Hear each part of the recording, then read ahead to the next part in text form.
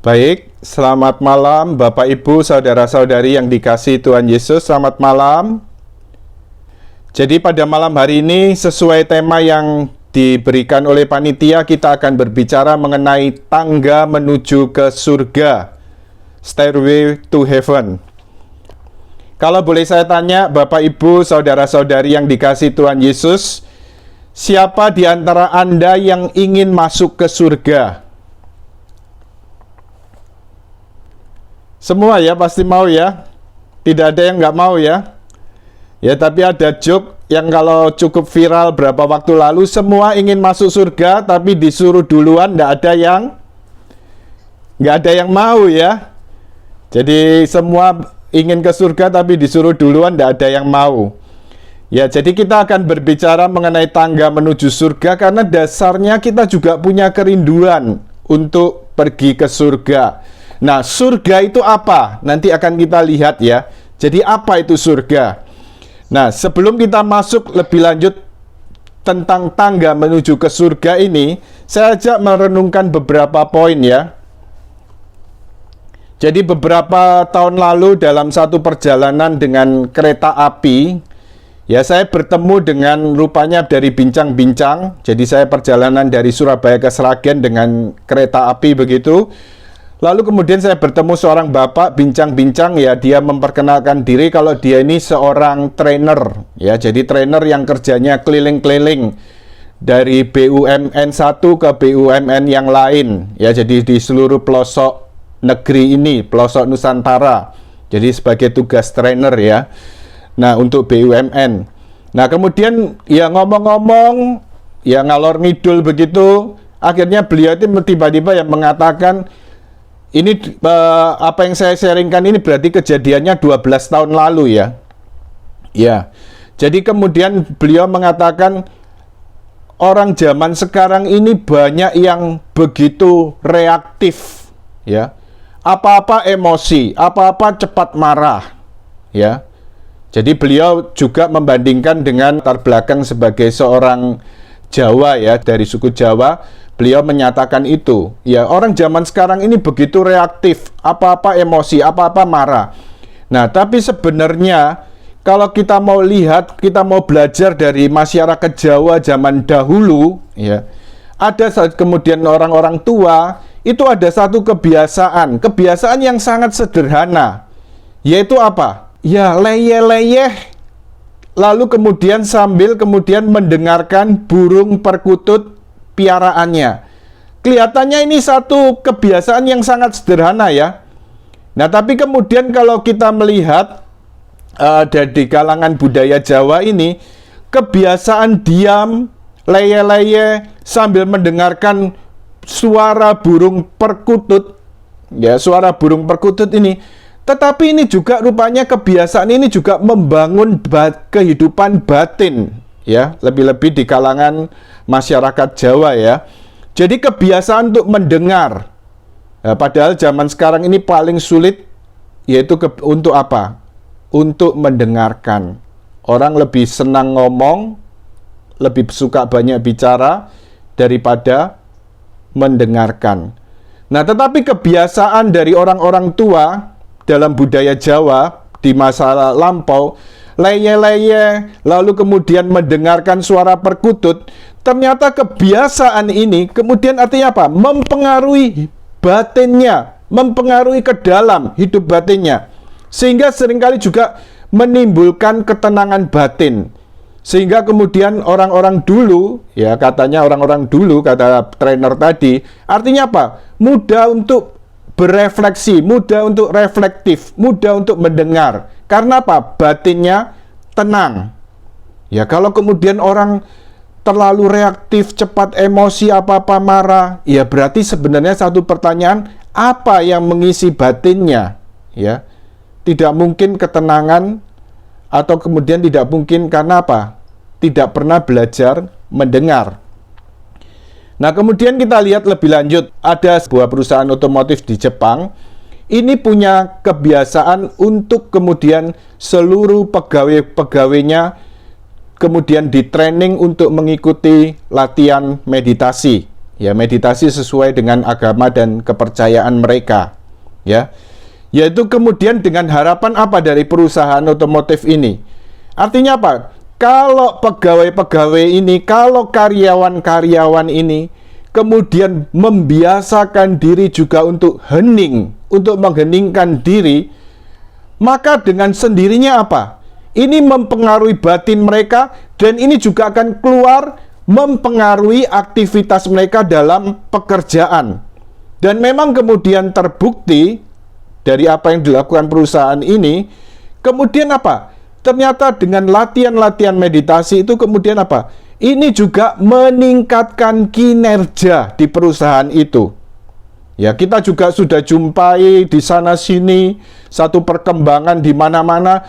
Ternyata kemudian dengan latihan meditasi dan sebagainya ini artinya apa? Itu juga berfungsi untuk kesehatan, lalu itu juga berfungsi untuk ketenangan, kedamaian, ya, lalu kemudian bahkan juga penyembuhan dan sebagainya.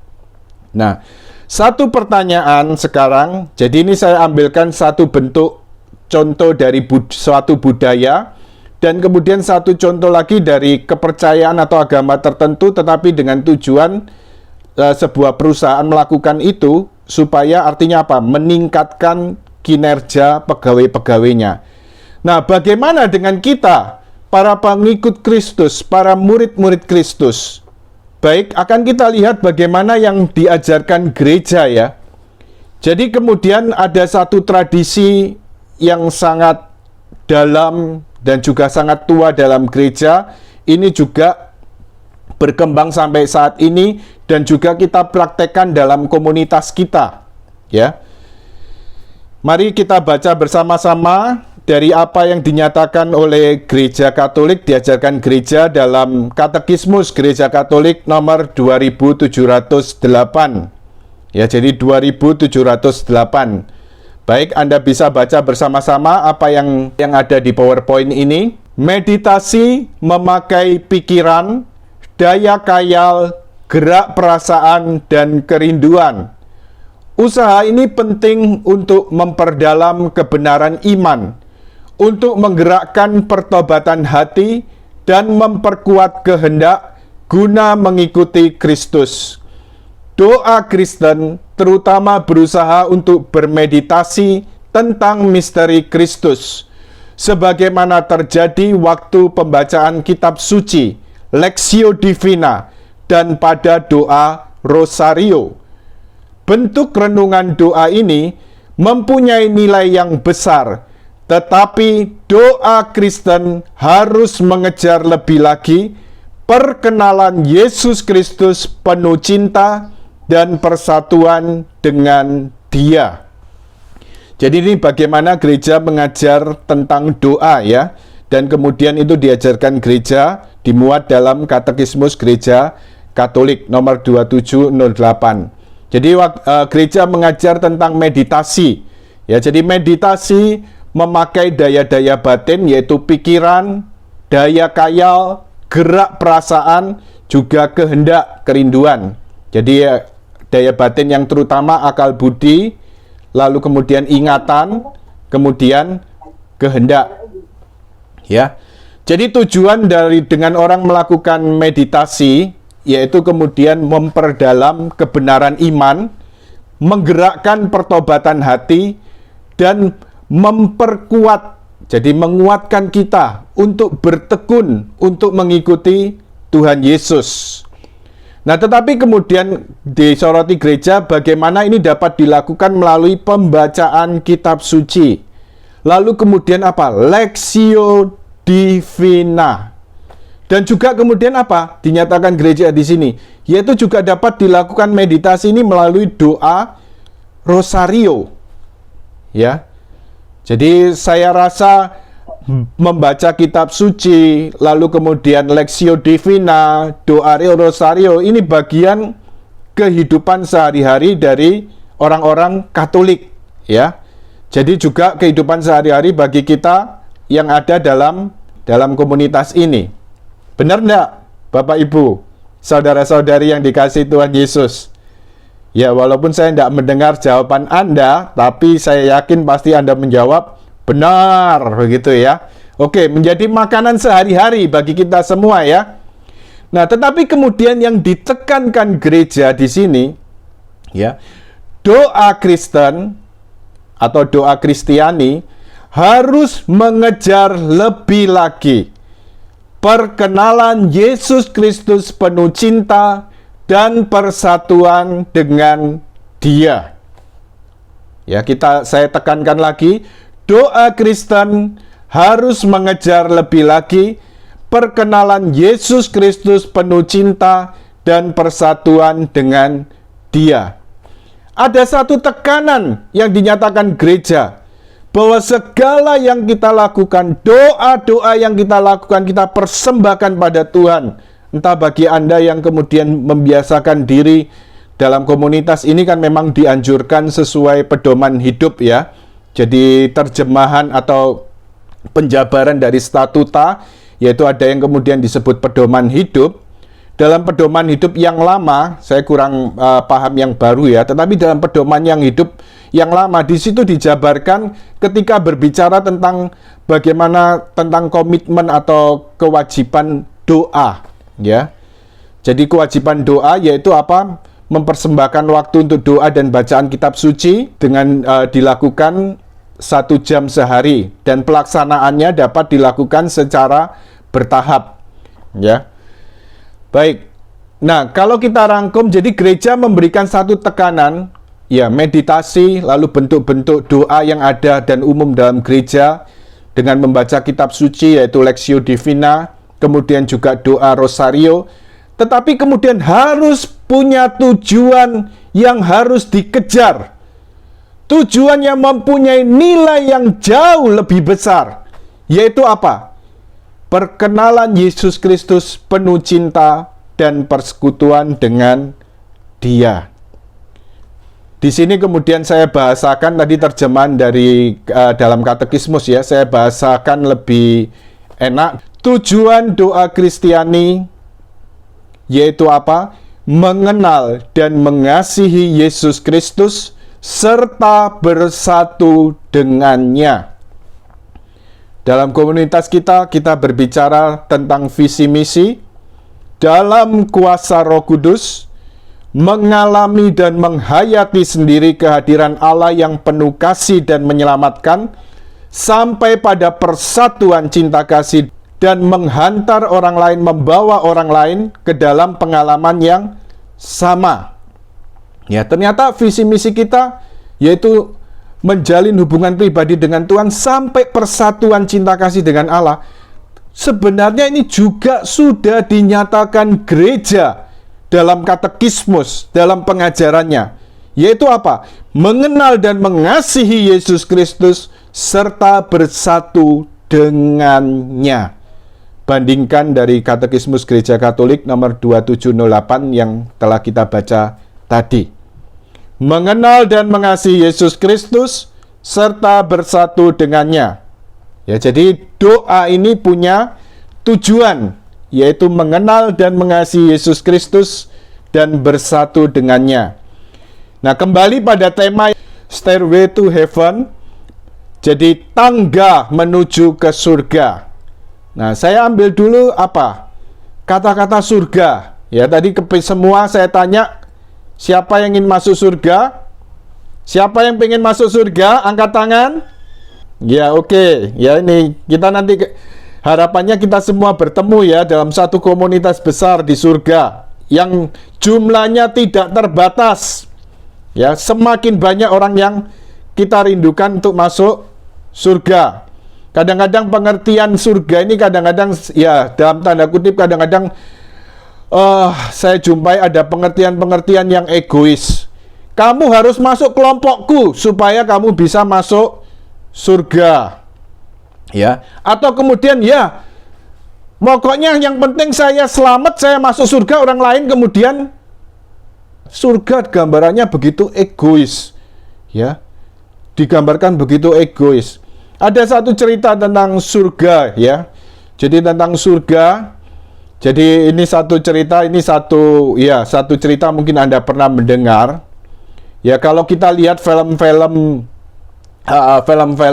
Chongguo ya, film-film Chinese, yaitu tentang kalau orang sudah meninggal, biasanya jalannya gimana orang kalau sudah meninggal? Ini saya nggak berdiri, nggak bisa lompat-lompat ya. Biasanya ditempel begitu kertas, lalu kemudian apa? Lompat-lompat. Ya, jadi lompat-lompat begitu kan? Ya, jadi ceritanya ini tentang surga ya. Jadi lompat-lompat. Jadi rupanya kemudian diceritakan dalam cerita ini, orang kemudian sesudah mati, kondisinya seperti itu, film-film itu. Ya, jadi kemudian tangannya lurus, gak bisa ditekuk. Tangannya lurus. Dan sama, kondisi orang yang masuk surga, masuk neraka, diceritakan di cerita ini, yaitu apa? Badannya kaku, kakinya kaku, lalu tangannya lurus. Jadi banyak bisa melompat-lompat dan tangannya seperti ini. Nah, tapi kemudian bedanya apa? Kalau di neraka, orang itu kurus sekali, tetapi kalau di surga orangnya sehat-sehat, gemuk-gemuk begitu ya. Nah, kenapa? Kok bisa terjadi seperti ini? Dari cerita ini diceritakan seperti itu. Ya rupanya kemudian tangannya nggak bisa nekuk. Dan kondisinya memang digambarkan seperti perjamuan ya, baik surga atau neraka. Banyak meja, banyak makanan. Ya.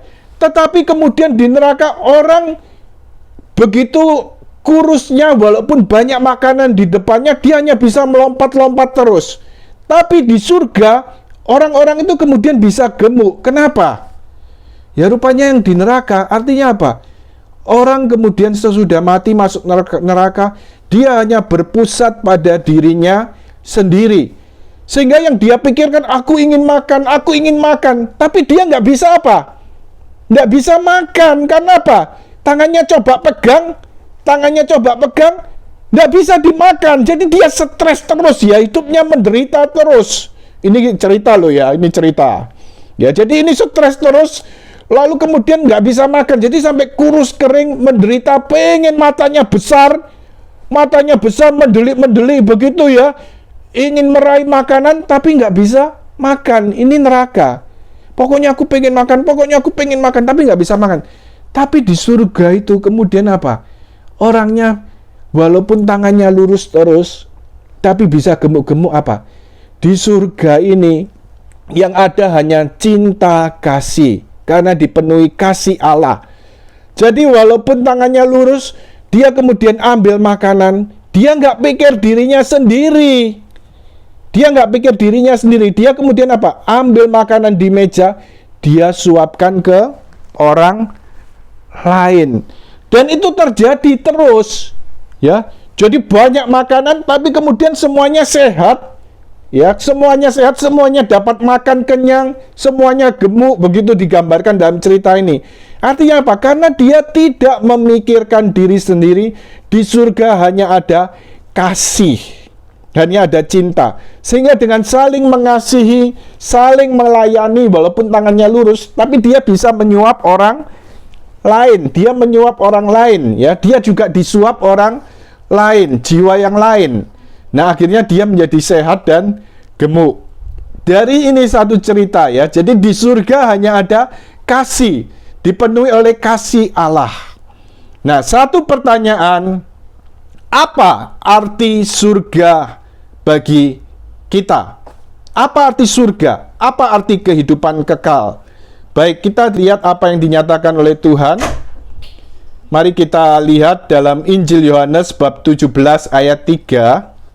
Injil Yohanes bab 17 ayat 3, mari kita baca bersama. Inilah hidup yang kekal itu, yaitu bahwa mereka mengenal Engkau, satu-satunya Allah yang benar, dan mengenal Yesus Kristus yang telah Engkau utus. Dan ini memang kemudian teks kitab suci ini dijadikan prolog dari Katekismus Gereja Katolik ya. Jadi ini menjadi satu hal yang artinya apa? Kalau kita bicara tentang surga atau hidup kekal, sebenarnya surga atau kehidupan kekal ini tidak lain dan tidak bukan apa? Bahwa mereka mengenal Engkau, satu-satunya Allah yang benar, dan mengenal Yesus Kristus yang telah engkau utus. Dalam arti ini apa? Surga artinya apa? Pengenalan akan Allah. Pengenalan akan Allah. Kalau kita sungguh-sungguh mengenal Allah, surga itu bukan soal nanti sesudah mati. Ya, bukan soal nanti sesudah mati. Tetapi surga atau kehidupan kekal ini mulai saat ini. Yaitu ketika kita apa? Kita terus belajar dan belajar. Kita terus berusaha dan berusaha untuk mengenal Allah. Inilah surga, pengenalan akan Allah. Santo Yohanes dari Salib juga ketika berbicara tentang persatuan, transforman, persatuan cinta kasih yang mengubah segala-galanya. Sebenarnya apa persatuan dengan Allah itu? Sebenarnya apa? Pengenalan Allah yang begitu luhur dan mulia pada sampai puncaknya. Tetapi sebelum sampai puncak itu, kita juga dipanggil untuk apa? Terus berusaha, terus berjuang untuk mengenal Allah. Ya, dalam apa? Hubungan pribadi dengan Allah. Nah, karena itu satu hal kata mengenal, ya kita coba dalami kata mengenal. Jadi kalau dalam bahasa kitab suci kata mengenal Allah ini, kalau dalam perjanjian lama itu dari kata yada, dari bahasa Ibrani, sinonimnya dalam perjanjian baru dipakai bahasa Yunani yaitu genoskoin. Nah, sebenarnya itu artinya apa kata mengenal? Dalam perjanjian lama, kata mengenal ini dikenakan seperti ini. Adam mengenal Hawa istrinya, lalu mengandunglah dia. Jadi kata mengenal dalam perjanjian lama ini, yada ini artinya apa? Hubungan suami istri. Lalu kemudian kata yang sama tetapi dalam bahasa Yunani dipakai dalam perjanjian baru dalam hubungan dengan Allah. Jadi artinya apa? Sebenarnya kata mengenal ini artinya apa? Suatu hubungan yang sangat pribadi, suatu hubungan yang sangat mesra, sangat mendalam, sangat intim. Satu hubungan antara jiwa kita manusia dengan Allah. Jadi gak main-main ya. Sehingga kemudian tidak heran seperti Santa Teresa Avila mengungkapkan ada pertunangan rohani, ada juga pernikahan rohani ya. Jadi ini artinya apa? Satu hubungan yang sungguh-sungguh relasi yang sangat dalam, sangat pribadi. Inilah dikatakan yang disebarkan di WA. Kalau Anda ingin bahagia, kuncinya apa?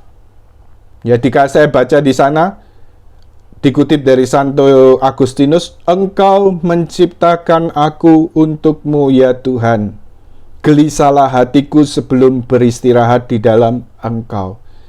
Kalau Anda ingin bahagia, kuncinya hanya satu, yaitu belajar dan berusaha mengenal dan mengasihi Allah.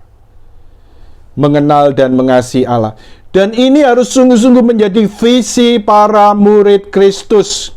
Sehingga dalam kondisi enak, menyenangkan, suka ataupun juga bahkan dalam duka, ya kita baru saja mendengar satu berita yang menyedihkan ya untuk saudara-saudari kita yang ada di Sigi ya, tetapi itu satu resiko yang harus diambil para murid Kristus ketika menghadapi perlawanan dari dunia dan setan ya. Jadi bisa terjadi hal-hal seperti yang di Sigi itu. Santo Paulus pun juga para rasul, para murid Kristus yang dipakai Tuhan menjadi dasar untuk membangun gerejanya, mereka pun juga menghadapi semua. Ya, kita lihat Santo Paulus di penjara ya, dalam gambar ini. Nah, kemudian mengirimkan surat kepada jemaat di Filipi. Jadi surat Filipi dan beberapa surat lainnya ini surat dari Santo Paulus yang ditulis dari penjara. Di situ Filipi bab 3 ayat 10 sampai 11, mari kita baca bersama. Yang ku kehendaki ialah mengenal Dia dan kuasa kebangkitannya dan persekutuan dalam penderitaannya, di mana aku menjadi serupa dengannya, serupa dengan Dia dalam kematiannya, supaya aku akhirnya beroleh kebangkitan dari antara orang mati. Yang ku kehendaki, yang ku inginkan, yang ku rindukan. Ini dinyatakan Santo Paulus. Mengenal Kristus, mengenal Dia, mengenal Kristus, dan kuasa kebangkitannya, dan persekutuan dalam penderitaannya, di mana aku menjadi serupa dengan Dia dalam kematiannya, supaya aku akhirnya beroleh kebangkitan dari antara orang mati. Ya, mengenal Kristus dan menjadi serupa dengan Dia, serupa dengan Dia yang tersalib, tetapi juga kemudian apa? Serupa dengan Dia yang mulia, yang bangkit dengan mulia. Jadi jangan dikotak-kotakkan Yesus seolah-olah kadang-kadang faham-faham tertentu terlalu mengutamakan kemuliaan, kebangkitan. Oh, anak Tuhan diberkati. Ya, kadang-kadang berkat yang seringkali dihubungkan dengan hal-hal duniawi saja ya. Tetapi jangan lupa, ini merupakan satu visi yang dinyatakan Santo Paulus bagi para murid Kristus. Mengenal Kristus dan kuasa kebangkitannya. Tetapi untuk juga mengalami kebangkitan Kristus tidak bisa lepas dari apa? Penderitaan dan jalan salib. Ya. Jadi juga di tengah pandemi ini, ya secara saya katakan entah itu yang disebut orang menyebut teologi kemakmuran dan sebagainya. Pada saat ini harus mengarahkan semua harus berfokus pada apa? Salib Kristus dan kebangkitannya. Ya. Ternyata apa? Ya, anak-anak Tuhan, semua manusia di seluruh dunia ini mengalami penderitaan yang sama. Tetapi bagaimana dalam Yesus, bersama Yesus, kita mau melihat segala penderitaan ini dalam kacamata iman. Kita mau menghayati dalam iman, harapan, dan kasih. Segala sesuatu yang dipersatukan dengan kurban Kristus, dengan salib Kristus.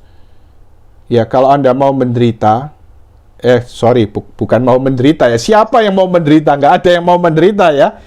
Tapi artinya apa? Penderitaan itu mau tidak mau, suka tidak suka, itu bisa terjadi dalam hidup manusia ya. Siapa saja bisa mengalami. Ya, koruptor pun bisa ditangkap, lalu dia menderita. Tapi bukan salib ya. Jadi dia menderita karena ditangkap, lalu kemudian masuk penjara, diadili masuk penjara, menderita koruptor. Jadi tapi itu bukan salib. Ya. Karena apa? Itu penderitaan yang disebabkan oleh kesalahan sendiri. Tapi kalau kita dipanggil memikul salib, salib ini adalah apa? Penderitaan yang bukan karena kesalahan sendiri. Nah, kita bisa jadikan juga semacam pandemi ini. Semua juga mengalami. Ya, bukan karena kesalahan sendiri. Menjadi kesalahan sendiri kalau kita apa? Sembrono, teledor. Wis gak apa-apa COVID, wis ngelencer di mana-mana, wis gak maskeran, lalu akhirnya kena COVID, ya salah dhewe. Ya istilahnya kan. Ya, tapi kalau orang kemudian tetap berusaha menjaga tadi ya, pakai masker, jaga jarak dan sebagainya, cuci tangan dan sebagainya, tapi masih kena, ya sudah, berarti ini salib, begitu kan? Ya, jadi artinya apa? Apa yang dinyatakan Santo Paulus ini harus menjadi visi hidup kita sebagai murid-murid Kristus, yaitu apa? Mengenal Kristus. Kristus yang telah menderita, wafat di salib dan bangkit dengan mulia. Inilah kerinduan dan keinginan Santo Paulus. Nah, kemudian kita lanjutkan. Tadi kata-kata surga ya. Jadi surga ini bukan hanya soal nanti sesudah mati, tetapi juga sudah mulai di dunia ini. Ya, yaitu apa? Surga intinya apa? Pengenalan akan Allah. Yaitu suatu hubungan pribadi, relasi pribadi dengan Allah.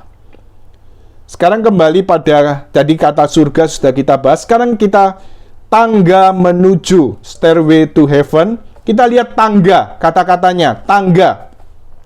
Saya teringat ketika lihat-lihat saya search di Google gambar tangga, saya tertarik dengan Bromo.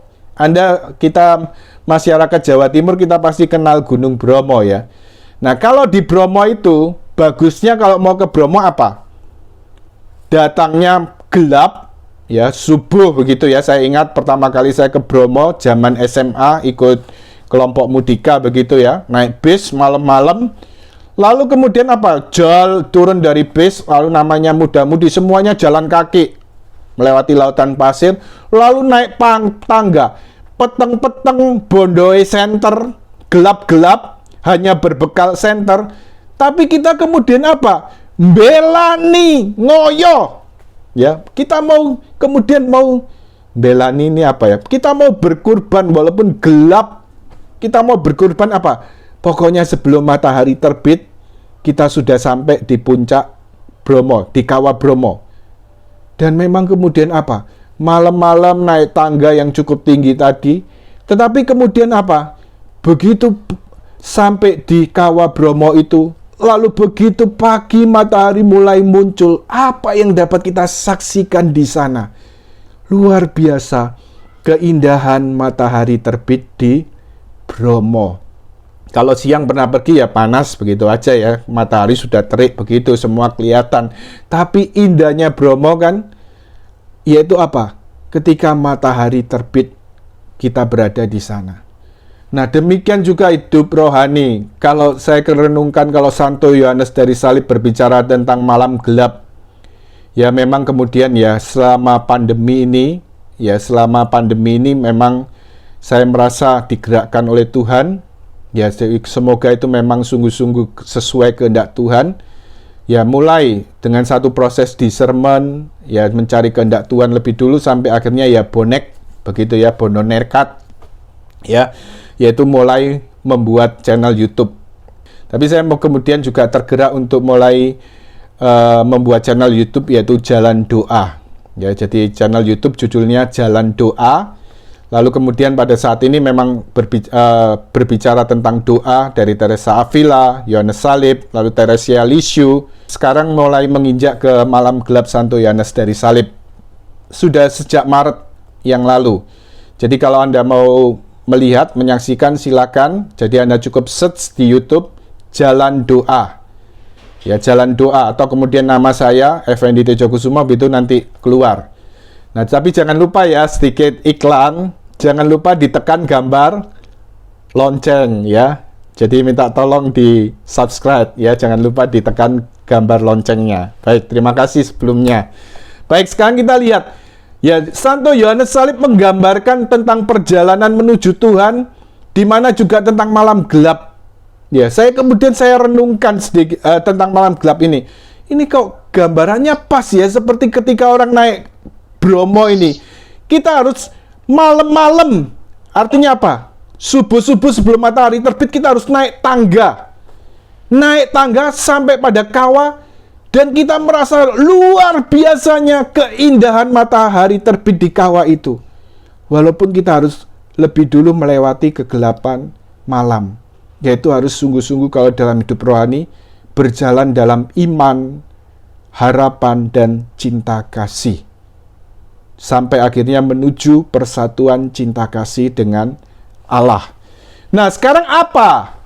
Jadi gambarnya seperti Bromo tadi, tangga yang sangat-sangat luar biasa yang diberikan Tuhan dalam gereja. Kita punya tangga. Ya. Satu tangga menuju ke surga. Ini merupakan satu pengalaman rohani dari seorang rahib Kartusia, yaitu bernama Guigo. Tahun 1150, beliau ini mendapatkan satu penglihatan, ada gambaran 4 tangga menuju ke surga. Yaitu 4 tangga ini kemudian akhirnya menjadi satu bagian ya dari satu metode doa yang kemudian dirumuskan menjadi satu metode doa, Lectio Divina. 4 tangga menuju ke surga dalam penglihatan Guigo ini, jadi rahib Guigo ini, yang pertama adalah Lectio, yang kedua Meditatio, yang ketiga Oratio, yang keempat Contemplatio. Kemudian dikomentari oleh Guigo dari Rahib Guigo ini dalam bukunya, dikatakan seperti ini: Anda tidak harus menjadi rahib untuk menaiki tangga kesempurnaan yang menjulang ke surga.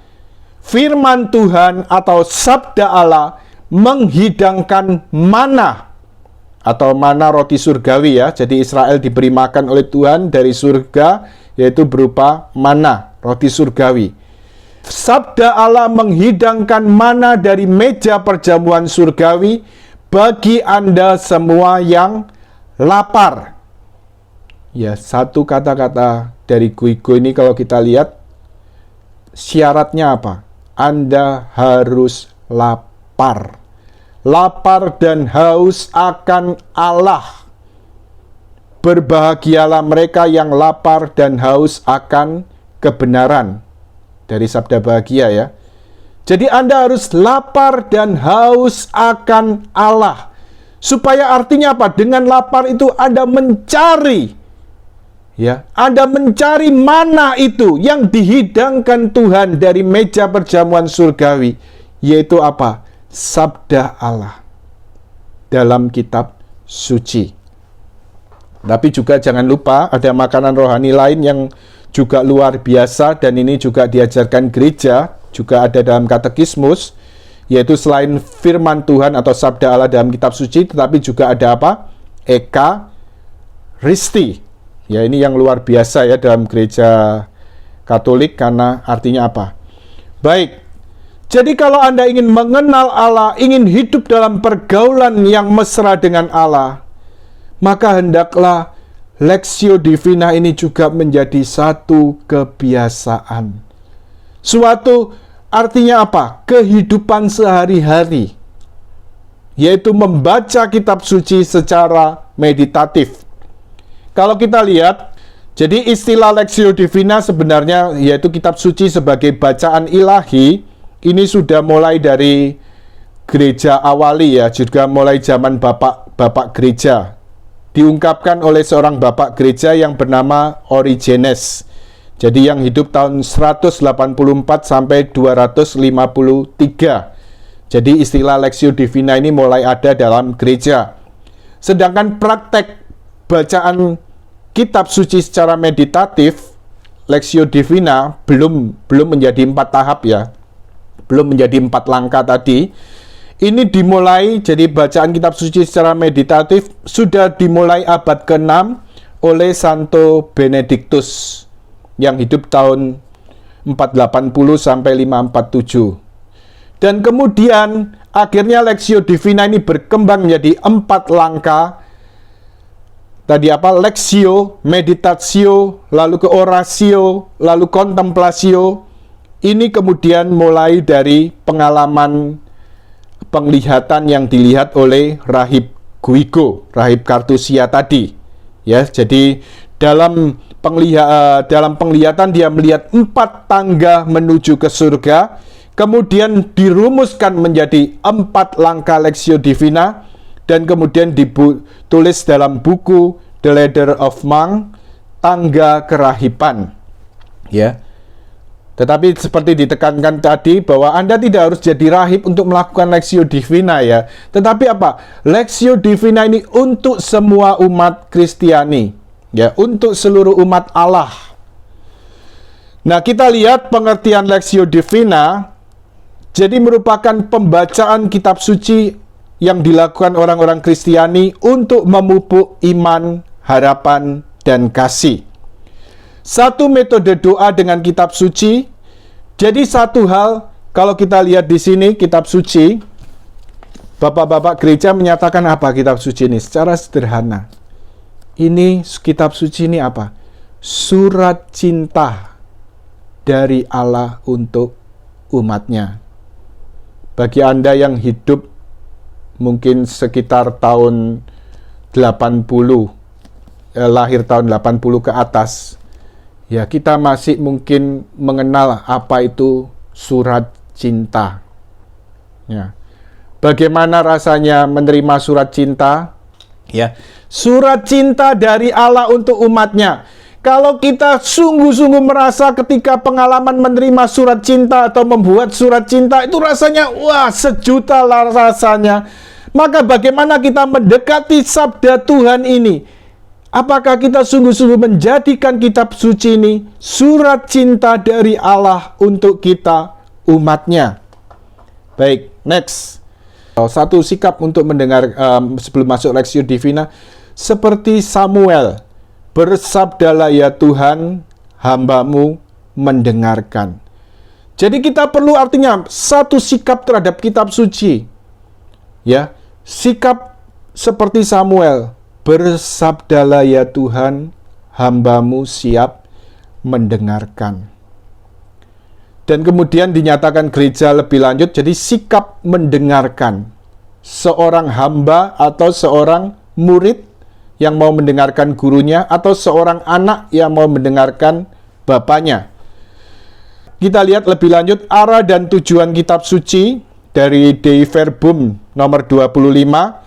Gereja menasihati seluruh umat Kristen dengan sangat agar melalui pembacaan kitab suci sampai kepada pengenalan akan Yesus Kristus yang melampaui segala sesuatu.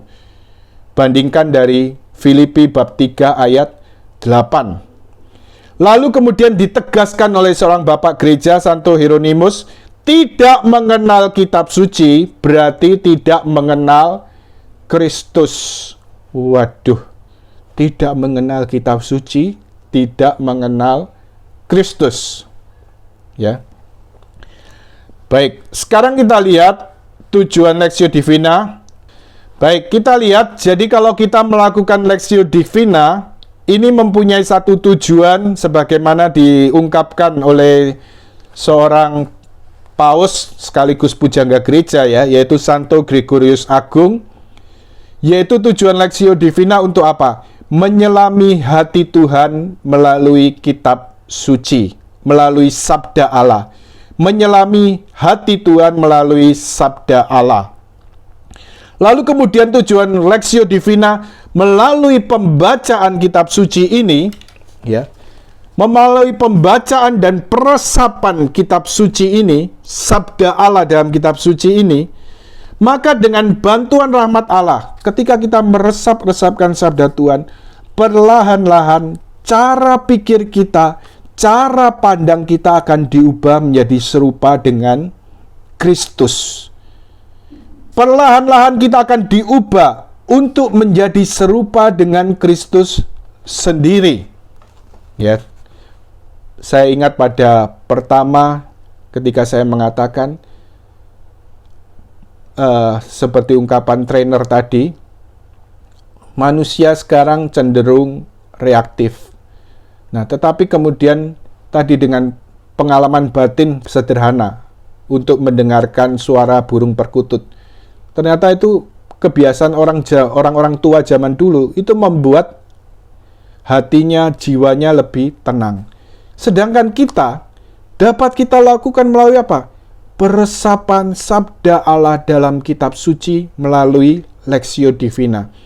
Diresap-resapkan perlahan-lahan, ini akan meresap dan membuat cara pikir kita, cara pandang kita akan diubah menjadi cara pikir dan cara pandang Kristus sendiri. Baik, sekarang kita lihat secara cepat 4 langkah Lectio Divina. Lectio atau bacaan. Yang kedua meditatio atau meditasi. Yang ketiga oratio. Yang keempat contemplatio. Ya. Jadi Anda dapat memulai untuk doa melakukan Lectio Divina. Jadi memang Lectio Divina ini juga suatu metode doa ya. Jadi memang ini juga suatu tawaran yang bisa Anda pakai ya. Sedangkan memang secara pribadi mungkin awal-awal doa saya banyak menggunakan Lectio Divina, tetapi lama-lama kemudian ya lebih ke arah doa Yesus. Ya, tapi tarikan setiap orang, minat setiap orang untuk berdoa dengan metode doa tertentu memang berbeda-beda. Tapi Anda juga bisa melakukan Lectio Divina ini. Jadi mempersembahkan waktu mulai 20-30 menit. Ya, jadi dalam komunitas kita ditekankan secara bertahap. Mulai saja. Ya, apalagi kita sebagai anggota komunitas ini, ya pokoknya ini grup, kelompok yang kita ikuti. Tapi kemudian kewajibannya, ya toh bertahap, ya nanti saja, nek perlu. Ya, tapi tidak bisa seperti itu ya. Kita mulai saja 20-30 menit. Nggak usah lihat sak jamnya. Karena kadang-kadang lihat 1 jam, orang-orang baru akan takut. Padahal ya itu maksudnya 1 jam nggak harus langsung, bisa bertahap. Ya, jadi mulai 20 menit atau 30 menit sehari dengan Lectio Divina ini. Tapi kemudian ya terus dilakukan. Sampai kemudian saat dirasa kurang, saat membutuhkan, Anda bisa kemudian baru menambah jam doa. Jadi Anda bisa kemudian langkah pertama, persiapkan teks kitab suci yang akan direnungkan. Bisa ambil dari kalender liturgi atau juga renungan-renungan, buku renungan yang berdasarkan kalender liturgi. Cukup banyak ya. Putri Karmel mengeluarkan Sabda Kehidupan. Ya, ini Sabda Kehidupan. Lalu kemudian kalau Ordo Karmel sendiri ada kafe begitu ya. Jadi kafe atau kemudian juga ada ruah dan sebagainya. Itu bisa dipakai. Jadi dalam hal ini kita baca renungan itu pada saat awal untuk mengerti teks. Ya, untuk mengerti teks. Tapi dalam prakteknya jangan terlalu berpegang pada buku renungan-renungan itu dalam praktek Lectio Divinanya. Itu pada saat awal untuk kita baca untuk mengerti teks kitab suci itu. Tafsiran teks kitab suci itu. Kita bisa mulai dengan doa, mohon bimbingan Roh Kudus, atau mungkin kita pujian penyembahan lebih dulu. Lalu kemudian, bersabdalah ya Tuhan, hamba-Mu siap mendengarkan. Satu sikap batin seperti ini untuk memulai Lectio Divina. Langkah yang pertama, Lectio, bacaan. Ya. Jadi kemudian artinya apa? Membaca kitab suci dengan penuh perhatian, dengan perlahan-lahan. Kalau para bapak gereja mengatakan kitab suci ini surat cinta dari Allah untuk umatnya. Ya, ibu-ibu zaman dulu ingat pengalaman Anda terima surat cinta. Kalau baca surat cinta, itu kan apa? Pelan-pelan, diresapi dan penuh perhatian. Bacalah kitab suci seperti Anda membaca surat cinta. Allah mau menyatakan cintanya melalui sabdanya dalam kitab suci. Baca perlahan-lahan satu perikop sampai selesai. Kalau dalam kelompok bisa dengan suara ya. Biasanya kita kalau praktek dalam kelompok kita bacakan satu kali, satu perikop dengan suara, lalu diulang lagi baca dalam hati dengan perlahan-lahan. Ya, bukan ekspres ya, tapi dengan perlahan-lahan.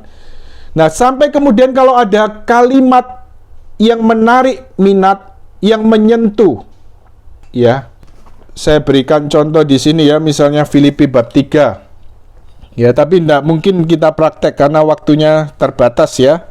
Jadi Anda praktekkan sendiri Filipi bab 3 sebagaimana dinyatakan Santo Paulus. Filipi bab 3 ayat 1 sampai kemudian 14. 1 sampai 14 nanti Anda bisa jadikan bahan untuk Lectio Divina secara pribadi.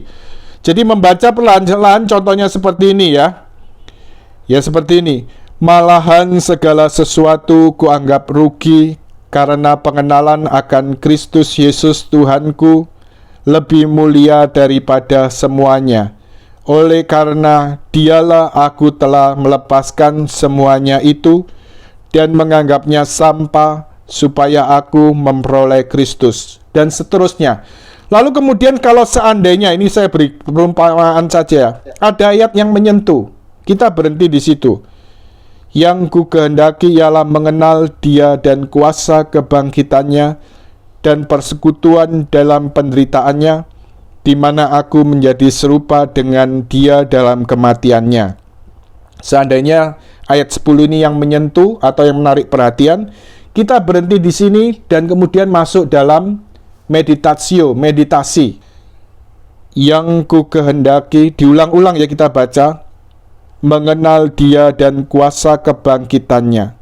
Yang ku kehendaki ialah mengenal Dia dan kuasa kebangkitannya. teks kitab suci yang menyentuh tadi diulang-ulang dalam hati atau dengan suara. Ibaratnya gambarannya seperti sapi yang memamah biak, habis makan merumput, lalu sapi ini mungkin leye-leye begitu ya, lalu siangnya makanannya dikeluarkan lagi, dikunyah-kunyah lagi, memamah biak. Nah, demikian juga dalam proses meditasi ini. Kemudian ini, sabda yang menyentuh itu kita resap-resapkan. Kita ulang-ulangi.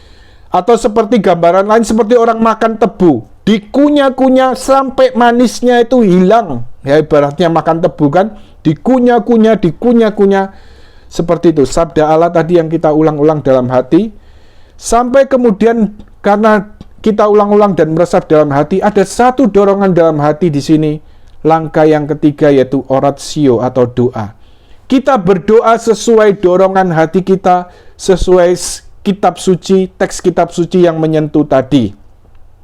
Doa yang keluar dapat berupa permohonan, pujian, syukur, pertobatan, atau apapun itu isinya yang keluar dari hati Anda. Jadi di sini doa bukan banyak berpikir, tetapi banyak mencintai. Saya kutipkan dari Santa Teresa Avila.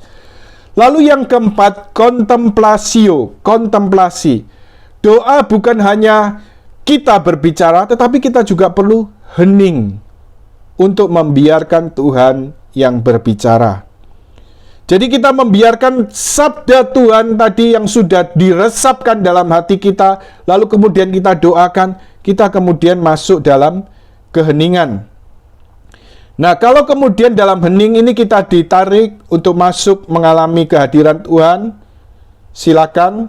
Tapi kalau rasanya gelisah, rasanya kok sulit, Anda bisa kemudian mengulang dari awal lagi, dari Lectio. Atau kemudian Anda bisa lanjutkan dengan doa Yesus. Tarik nafas Y, hembuskan nafas sus. Tarik nafas Y, hembuskan nafas sus. Ya bisa seperti itu. Nah kemudian selanjutnya setelah selesai, biasanya memang untuk supaya tahu waktunya 20 atau 30 menit kita pakai waker ya, atau pakai alarm di HP begitu. Setelah 30 menit selesai, kita kemudian tutup dengan doa syukur. Nah, sabda Allah ini dinyatakan dalam surat Ibrani bab 4 ayat 12, sebab firman Allah hidup dan kuat dan lebih tajam daripada pedang bermata dua manapun. Ia menusuk amat dalam sampai memisahkan jiwa dan roh, sendi-sendi dan sumsum. Ia sanggup membedakan pertimbangan dan pikiran hati kita. Dalam langkah pertama Lectio, sabda Tuhan, firman Tuhan diletakkan pada mulut.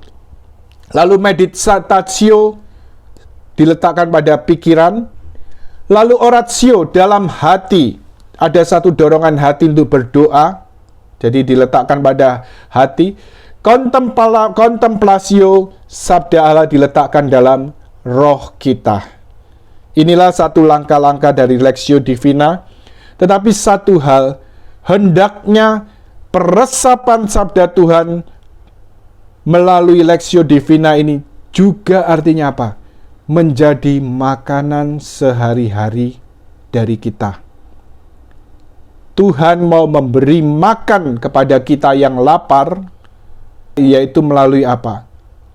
Sabdanya yang hidup, firman-Nya yang hidup dalam kitab suci melalui Lectio Divina. Dan inilah tangga menuju ke surga sebagaimana yang dinyatakan oleh Guigo, rahib Guigo yang dipakai Tuhan untuk menunjukkan tangga menuju ke surga ini. Amin.